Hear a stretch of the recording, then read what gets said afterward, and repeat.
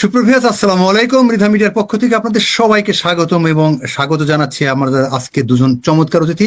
সুপ্রভাত, আজকের আলোচনা হচ্ছে বাংলাদেশে আওয়ামী লীগ নিষিদ্ধকরণ, অর্থাৎ তাদের কার্যক্রমকে নিষিদ্ধকরণ করা হয়েছে। সেই নিষিদ্ধকরণের ফলে কার লাভ কার ক্ষতি? আওয়ামী লীগের কার্যক্রম নিষিদ্ধ করার ফলে আসলে কার লাভ কার ক্ষতি, এটা যদি বলতেন সুমন ভাই, আপনাকে শুরু করি। কার লাভ কার ক্ষতি?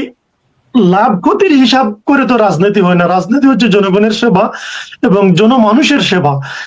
আপনি জনগণের সেবক হলে আপনি রাজনৈতিক দল, আর আপনি যদি জনগণের সেবক না হয়ে জনগণের শাসক হয়ে যান, শোষক হয়ে যান এবং জনগণের অধিকারকে বঞ্চিত করেন, মানবাধিকার বঞ্চন লুণ্ঠন করেন এবং মানুষের জাতীয় স্বার্থ এবং দেশের সার্বভৌমত্বকে রক্ষা করতে না পারেন, তাহলে আপনি আর রাজনৈতিক দল নয়, আপনি একটা ফ্যাসিস্ট, এটা গ্যাং হয়ে গেলেন, মাফিয়া গ্যাং হয়ে গেলেন, যে একটা জবরদখল করার মতো একটা গ্যাং যেভাবে হয় ওভাবে হয়ে গেল। আসলে দল বন্ধ করাতে কার ক্ষতি বা কার লাভ, সেই প্রশ্নটা যাবার আগে দল কিভাবে বন্ধ হবে সেটা আমাদের জানা উচিত। দল কিভাবে গঠন করা হবে?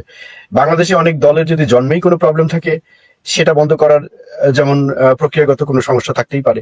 তো বাংলাদেশে যদি দল জন্মেই কোনো ডিফল্ট থাকে, সেটা যেমন একটা খুব দুঃখজনক ঘটনা। আবার দল যদি সত্যিকার অর্থে গঠিত হয়ে থাকে, 50-100 বছরের পুরনো দল, সেই দলকে যদি আপনি অন্যায়ভাবে অথবা কৌশলী ভাবে যদি আপনি এটাকে সরানোর চেষ্টা করেন, যেটা গণতন্ত্রে এলাও করে না। আওয়ামী লীগকে সরানো দরকার, আওয়ামী লীগকে শাসন করা দরকার, আওয়ামী লীগের বিচার করা দরকার, আওয়ামী লীগের প্রধানমন্ত্রীরও বিচার করা দরকার যদি তারা চুরি ভিন্ন প্রকার ক্রাইমের সাথে জড়ায় থাকে অথবা দুর্নীতির সাথে।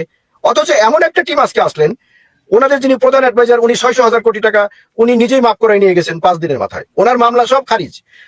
তারপরে ওনার সাথে যারা ছিল তাদের এখন অ্যাকাউন্টে, ইউএসডিডি অ্যাকাউন্টে 5,000-10,000 কোটি টাকা, এবং ভিন্ন রকমের ব্লেম তো অবশ্যই আসতেছে। আওয়ামী লীগ বাদ যাবে, অন্য দেশে গভর্নমেন্ট, তাই না, অন্যরা দেশ চালাবে অথবা প্রতিনিধি করবে, কিন্তু সাপোর্টার তো মরে যাবে না। আওয়ামী লীগ যদি 50% লোককে হোল্ড করে, তাদেরকে মেরে ফেলা যাবে। বিএনপি যদি 30-40% লোককে সমর্থন করে, তাদেরকে সরিয়ে ফেলা যাবে। আজকে যারা নতুন দল করে, তাদেরকেও যদি লোকে সমর্থন করে, আমি তো তাদের বিপক্ষে যেতে পারতেছি না, কিন্তু তাদের দায়িত্ব হলো ন্যায় বিচার প্রতিষ্ঠা করার ক্ষেত্রে বাংলাদেশকে তারা কি অবদান অথবা কি ধরনের প্রস্তাবনা অথবা কি ধরনের প্রপোজাল দেয়, সেটা দেখবার বিষয়। এখন ধরেন সকালবেলা আপনি আসলেন, বললেন আওয়ামী লীগকে বন্ধ করতে হবে, নইলে 50 জন লোক আসছেন, 100 বোধহয় ক্যামেরা আসছেন, তারা বললেন আওয়ামী লীগ বন্ধ করতে হবে। এটা কি জনগণ চাইলেন? সকালবেলা আপনি দাঁত ব্রাশ করতে বেরিয়ে গেলেন, সব দলই বলবে, জনগণ কিন্তু মানবে না। জনগণকে কেউ তোয়াক্কা করে? ইলেকশন আসলে 1 প্যাকেট বা আধা প্যাকেট বিড়ি দিয়ে তার মাথা বিক্রি করে কিনে নিবেন। চোর বাটপার যত আছে তাদেরকে এমপিতে আপনি নমিনেশন দিবেন, হওয়ার পর লক্ষ লক্ষ কোটা চুরি করবেন, যে দলই হোক না কেন। বিএনপি নিজেও তো 21 বছর বাংলাদেশ শাসন করছে, তখন কি আমরা হ্যাভেনে ছিলাম? প্রশ্ন করেন। জাতীয় পার্টি তো প্রায় 15 বছর না 10 বছর ক্ষমতায় ছিল, তখন কি আমরা আরেকটা হ্যাভেনে ছিলাম? আমরা বীরের জাতি বাঙালি। দ্বিতীয় যে মানুষ যাদেরকে আঘাত করা হচ্ছে সেটা হচ্ছে ভারত। ভারতকে আঘাত করা হয়েছে, ভারতকে বোঝানো হয়েছে যে তোমরা যতই বাংলাদেশে ভারতীয় এজেন্ডা বাস্তবায়নের জন্য চেষ্টা করো না কেন, তোমাদেরকে কিন্তু ওই জায়গাতে আর রাখা হবে না। তো বাংলাদেশের মানুষ দুটি মানুষের পক্ষে দুটি জায়গায় যুদ্ধ করেছে, ভারত এবং আওয়ামী লীগের বিপক্ষে। তো উনি যাকে বলেন বর্ডার খুলে দিলেন, বাংলাদেশের 4 ভাগের 3 ভাগে হচ্ছে ভারতের বর্ডার। তো ভারতের সাথে বাংলাদেশের বর্ডার খুলে দেবে, এটা আদৌ পাগলও বিশ্বাস করবে না। বিশেষ করে আমরা যারা বিপ্লব করে এই সরকারকে বসিয়েছি, এই সরকার এটা করবে না, এটা আমার বিশ্বাস। এবং করিডোরের কথা হচ্ছে ভিন্ন আলোচনা, এটা হচ্ছে করিডোর দেবে কি দেবে না একটা আলোচনা চলে আসছে। এটা বলা হয়েছে মানবিক করিডোর, ত্রাণ দেওয়ার জন্য বা ওই রকম ভিন্ন আলোচনা। যদি অন্য একদিন আপনি বলেন, সেখানে আরো ইনফরমেশন নিয়ে আমরা যুক্তি তর্ক নিয়ে বলবো এটা উচিত কি উচিত না।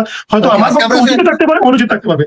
আজকে টু দ্য টপিকের কথা বলি। উনি বলছেন যে আন্তর্জাতিক প্রেশারের কারণে অনেকগুলা দলকে বাংলাদেশের নিষিদ্ধ করা হয়েছে। জাতিসংঘের মতো দল বলছে জাতিসংঘ বলছে যে আওয়ামী লীগ মানবাধিকার লঙ্ঘন করেছে, দেয়ার কনসার্ন, তার কনসার্ন আছে, এখানে তার সতর্ক আছে, তাদের কাছে ইনফরমেশন আছে।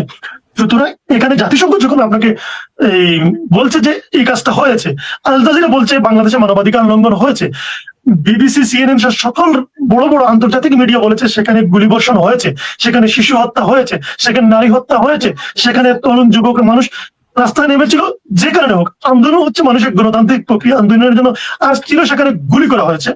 সুতরাং যে দলগতভাবে কিন্তু স্বরাষ্ট্রমন্ত্রী ঘোষণা দিয়েছেন, প্রধানমন্ত্রী ঘোষণা দিয়েছেন, ভিডিও সহ প্রমাণ আছে ভাই। তো সেখানে আওয়ামী লীগের কার্যক্রম নিষিদ্ধ করা, ওরা তো আন্তর্জাতিক প্রেশার কিভাবে, ওরা তো আন্তর্জাতিক অপরাধ করে ফেলেছে, এখানে প্রকাশ্য। আপনি যদি আপনার নিজের চোখকে বিশ্বাস করতে না পারেন, তাহলে আপনার কথা বলছি না, যে কোনো মানুষের কথা বলছি, নিজের চোখকে যদি বিশ্বাস না করতে পারে, তাহলে তো জন্মেরও বিশ্বাস হতে আছে কিনা আমার মনে হয় না।